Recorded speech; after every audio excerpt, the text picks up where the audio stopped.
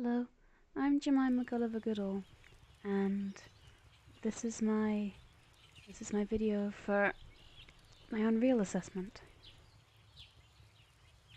So it says the first things I'm to talk about are the positive aspects of the coursework. And definitely the most positive aspects for me is how much this has helped me understand how 3D games work, how they're made.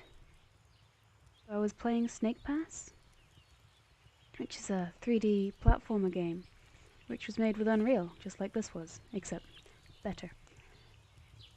And I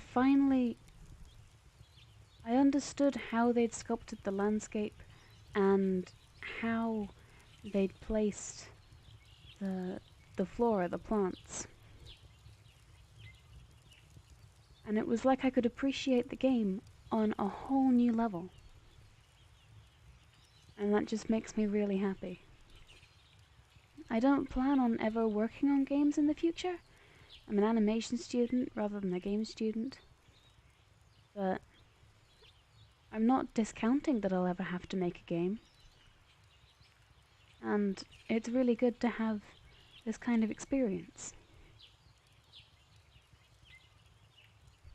I'm trying to keep this brief because it has to take only 10 minutes. So I'll just move on to the negative aspects. I didn't really have any, to be honest. I kind of enjoyed everything about this process. I'm really happy here. But I do have to talk about negative aspects. So I guess Moodle was the worst bit for me. Just because the entire Game Maker section of it had a really strict structure in how it was laid out on Moodle. But when it moved on to Game Maker, that structure changed completely, and I didn't really understand what I had to do, or how I could find really simple things like the brief, or any helper tutorials. The brief was shown to me manually by someone, and I took a picture of it. And the tutorials, I just assumed that we'd had enough hand-holding for the year, and that we had to go and self-study and figure out how it worked at home. So that's what I did, which is why this is kind of completely different to what we were meant to do. But, yes, so my lack of understanding for Moodle was the most negative aspect of the coursework. Now, implementation aspects that were particularly easy or hard. The hardest aspects of, the easiest aspects of the implementation was probably making the landscape itself. So I started off just a nice big flat plane, and then it was basically just painting on it, and that raised the sides, that raised whatever I wanted it to, lowered whatever I wanted it to. I wanted to have big nice mountains going around the edge of the whole thing, just so that you couldn't see off the end of the world, because that's a bit disconcerting. Yeah, it was like mini-games on my 3DS, except it was work. So that was pretty cool. That was nice and easy. Same with painting. Painting this. It was like a game. It wasn't like I was doing something that I had to do. It was just easy and enjoyable and vaguely artistic. I guess. Stuff that's hard? Nothing was particularly hard in and of itself. You know, nothing in this was intrinsically difficult. This is a lovely view. Shame it's all blurry. Yeah, nothing was particularly intrinsically difficult in what I tried to do here. The hardest bit was just glitching, which I still haven't discovered why it did that. It glitched. I'll say in a bit.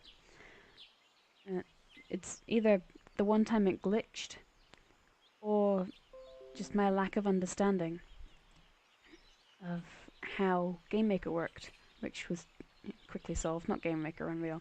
Quickly solved. When I was painting the landscape, for instance, the sides of the hills often had more than 12 layers of texture on them. Because compensating? No. Just because I was trying to be thorough and making it look nice. So, unfortunately, the setting that I had the brush on meant that it couldn't hold more than 12 textures on it at once. So unfortunately what happened is it got rid of all of the textures when it reached more than 12, which caused many issues, and is in fact why this is a forest, because I wanted to block the nasty bits from view. It's all solved now. I just changed the settings and that fixed the problem. But it was like that for a couple of days, and it was mildly distressing. And equally, I had some pretty significant issues with that glitch I mentioned earlier. Basically, whenever I tried to insert something into the game and didn't use, say, the foliage tool to do it, it would jump to the player spawn point and then wouldn't let me change it or move it in any way. Just like here. It would clip into the ground right here. It wouldn't let me change it or move it in any way. This happened to lights. This happened to 3D objects. This happened to particle effects. This happened to boxes, the insides of which changed stuff like what the camera looks like. It happened to everything. I was completely stumped. No idea what to do. The internet had no solutions. So I just kind of left it over the weekend. And then I tried again on Monday and it worked perfectly. So I don't understand what went wrong. But it's fixed now and that's what matters. Next is a description of how I did things like particle effects. The particle effects, excepting the glitching issue, were very easy to do. I enabled starter content because I could, and there was nothing that said we shouldn't. And I just dragged fire out of the starter content blueprint folder and put it where I wanted it to be, and then there was fire. Same with the smoke up there. And some electricity way over there. It's exceptionally simple. I did do interesting things other than fire and such though, which isn't particle effects per se, but is still interesting, I think. So for example, from this angle, you can see both the window and the logs in the fire, and you might notice that both of them are flickering. It's more subtle with the logs on the fire, because it kind of looks like the fire itself is flickering, and that you're just not quite perceiving it right. But no, the emissions on the logs, I changed in the nodes how that works. So I added panners and other things, multipliers, nodes, etc. To make it look as if it was flickering while the fire was on it. I did the same thing with the window, except had it be slightly more slow, because the window isn't on fire. Surprising to say. I also, over here, added some water, which I'm quite pleased with, because that's It's quite difficult in games. It's quite difficult. It's very easy to get wrong. I didn't do it perfectly because it has zero interaction with the shoreline. As you can see, it just kind of flips into it. There are no lapping waves or anything. I know that obviously lakes wouldn't have that anyway, but it looks a bit cheap. Still, I had water. I tried. And the way I did that was I added a plane and changed the nodes to make it wobble like this, make it reflective, make it translucent, transparent, refraction, put some refraction in there, you can't really see it.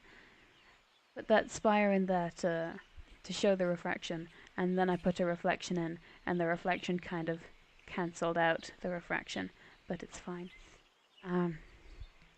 Then I duplicated that, put it slightly lower than this one, and reversed all the effects so that the same thing happens when you look up from under as when you look down from above, as you can see here. Okay. Put in a post-process volume down here to just change how the camera sees things so that you can really tell you're underwater. I couldn't change the sound, unfortunately. I tried. I put in a sound volume changey box, for lack of a better word, because I've forgotten the name. And I changed lots of settings on it, but it made no difference. It had zero effect. I don't understand why. I asked the internet why, and once again the internet was no help. Yay! In order to get this nice reflection, because the reflection setting alone wasn't nearly enough, I added a box reflection capture and just put it so that it encompassed the entire surface of the lake. I just took a picture of the sky and pasted it onto the waves. Makes it much easier for the computer to handle because they're pre-processed reflections. They don't have to map it out each time. So that was good. That helps things not crash, though they do still crash. Finally, I'll just go show you the electricity. On the way, as you can see, there's some mist. I added some low-level fog, which is quite cool. I didn't want it to be creepy per se. It's too orange and lovely to be creepy. But it's just a little bit more atmospheric. So I added some fog. You are, of course, in a cabin, in the middle of the woods, in a flat earth, which is also square. So there's gonna be something. You know, it's not gonna be completely nice. I added some fog. I also added blurriness when you see in the distance, which I think works quite well. Unfortunately, it doesn't have quite as smooth a transition as I wanted it to. So, if I run towards something in the distance, eventually you'll be able to see them just pop into focus. Wish that was something I could change. Is the electricity. I was unsatisfied with only having two particle effects, so I added a third one. It doesn't look great. This is definitely the worst of the three, in my opinion. They're a bit much. I should have changed the settings a bit to make it look less like it's being actively welded and more like it's just something that's glitchy and sparking. But, you know, good to know for next time, right? Changed the lighting a lot. Added some J.J. Abrams lens flares because I wanted to. I think they're called God rays, which is just when they peek through the tree here, because I thought that was pretty. Made it nice and orange because I wanted it to be evening shaped. Honestly, that's way more interesting to look at than just blue skies. It's very simple to do. The skybox was pre-made because I used the default third-person settings originally. So I just had to change what the general light was and then reset the skybox, and it changed itself. I'm trying to work my way back to the house so I can do a nice ending. Got slightly lost. It's fine. What else? What else? I think that's about it, to be honest. Yeah, that's about it. Thank you very much for watching my video. There's the house. I did follow a tutorial for this, so some of the assets, like textures, normal maps, the base 3D objects for the house and the rock and etc. Were all came free with the tutorial. It's a great tutorial. I strongly recommend it.